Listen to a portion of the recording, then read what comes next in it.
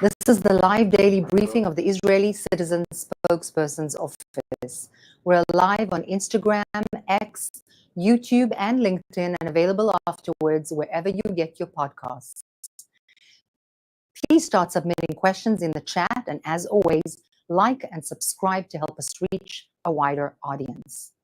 Just a few hours ago, a terrorist in the Israeli city of Hadera ran around stabbing people. Police killed him and ended the stabbing spree. The terrorist was one of many radical Islamists who had been indoctrinated with radical ideology and who made it their life mission to murder Jewish people. They believe that it is their religious duty and brings them closer to Allah, that in heaven they shall have 72 virgins escorting them. Last week, civilians in Jaffa were murdered in cold blood, this week in Be'er Sheva, and now in Hadera. On the Hezbollah front, the Hezbollah is suddenly hinting that it wants a ceasefire. After an entire year of trying to murder Israelis, both Arab and Jewish, firing 13,000 Iranian rockets, missiles, and drones at them on a daily basis, the deputy of Hezbollah, Naim Qassem, said, after the issue of a ceasefire takes shape and once diplomacy can achieve it, all of the other details can be discussed, thereby suggesting that the terrorist organization is ready indeed for a ceasefire. What changed? Israel first took out thousands of terrorists, including leader Nasrallah himself and Nasrallah's replacement, and the replacement of his replacement. Simultaneously, Israel's soldiers are finding and destroying dozens of Hezbollah tunnels along the Lebanese border with Israel, filled with weapons and equipment in preparation to carry out the Hezbollah version of October 7th in the north of Israel.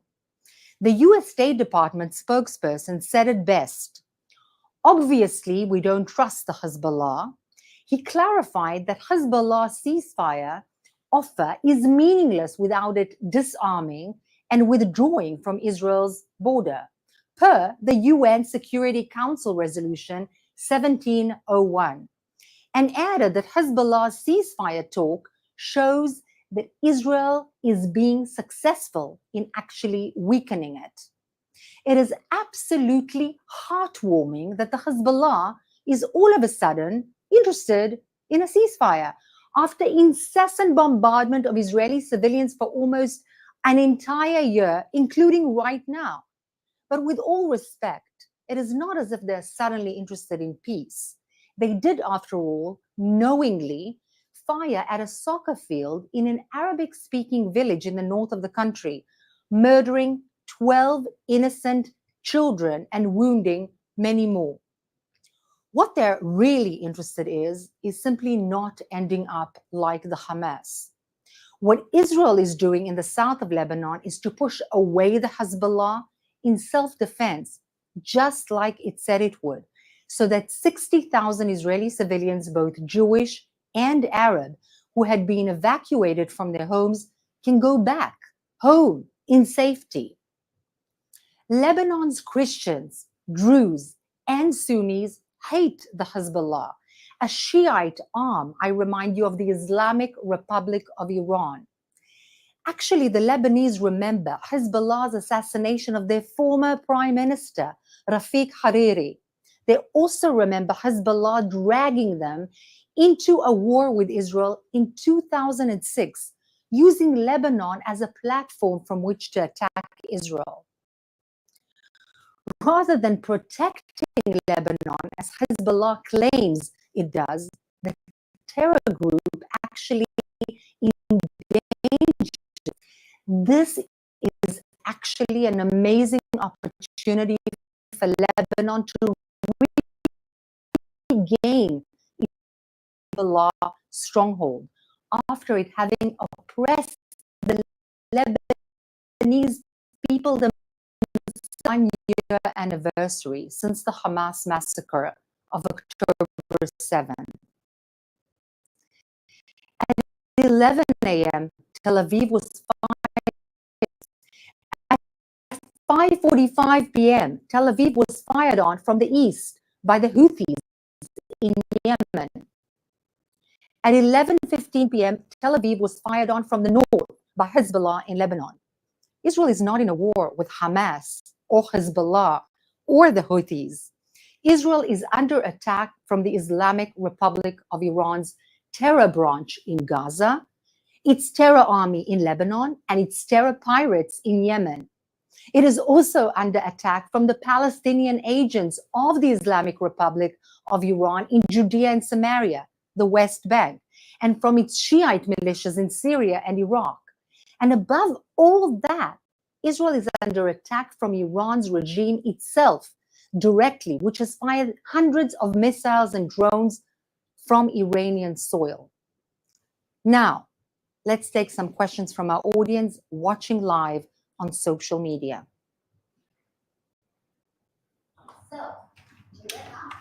We have an update. Unfortunately, there has been a Hezbollah rocket attack in Kiryat Shmona along Israel's northern border, and Israeli emergency services have declared the death of a man and a woman in their 40s. Would you have any comment about that in addition to the other attacks and what this means for the future of the war? First of all, my heart breaks, and I'm sending my condolences to the poor families whose loved ones had been killed.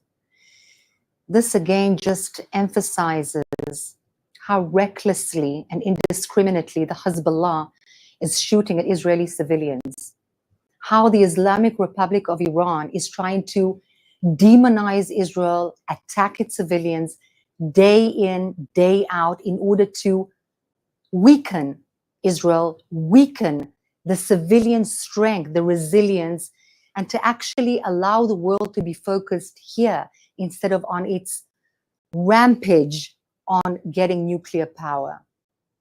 However, we must be united, we must be strong, and we must go on and not allow the Hezbollah or the Houthis or the Iranian Republic and regime or the Hamas to break our spirit. We have a number of questions about UNIFIL. Could you say a word about them? And specifically, we have a question about the Irish Prime Minister boasting that the Irish forces have not, and UNIFIL have not left the border area. Could you please comment on that?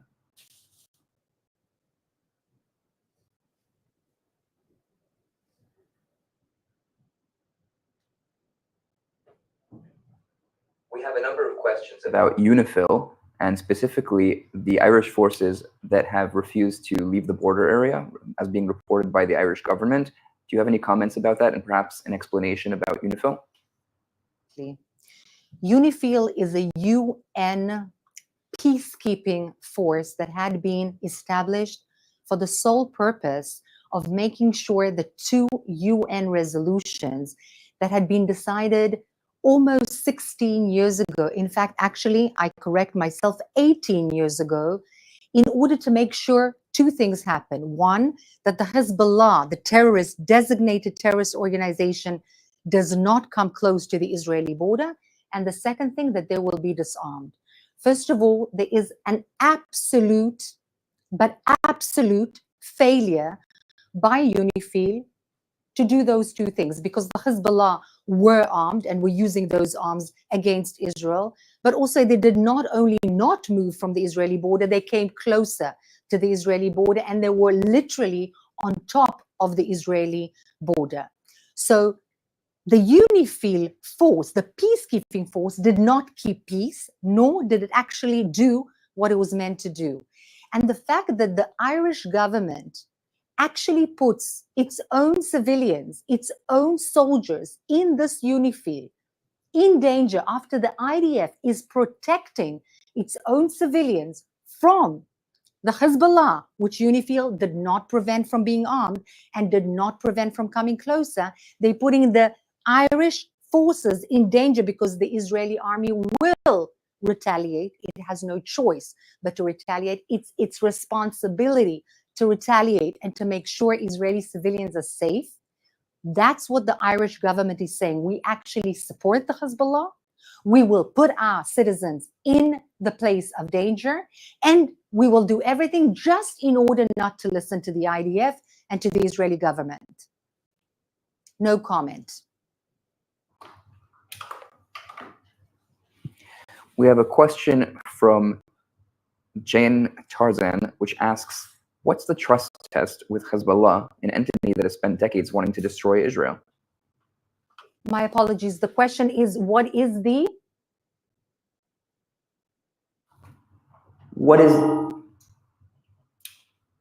the trust test? How can Israel be sure that Hezbollah will actually follow through on a ceasefire? It's not by accident that I didn't hear, because the word trust and the word Hezbollah don't connect in my brain in the same sentence. They are so opposite to one another. They are an absolute antithesis of each other. Hezbollah is a terrorist organization like Hamas. There is no trust with a terrorist organization. Their objective, a declared objective, a stated objective, an overt, completely public objective, is to destroy the state of Israel, to harm, kill, carnage, massacre, rape the civilians of Israel. And therefore, no matter what they say, when they say it, and how they say it, they cannot be trusted. What needs to be done is make sure that they're moved away from the border so that they cannot do what they say plainly that they will do, and prevent them from having the capability to do it, which means disarm them and dismantle the infrastructure that they put in place next to the Israeli border in order to perpetrate those atrocities that they say they will do. Zero trust, no trust. No wonder I couldn't quite understand what you had asked. But there is no trust with the Hamas or with the Hezbollah. And to delve into the ideology and understand the mentality is to really understand how much there cannot be a trust in those organizations. For our last question, Chuck Cheek asks, how can Israel improve its PR internationally?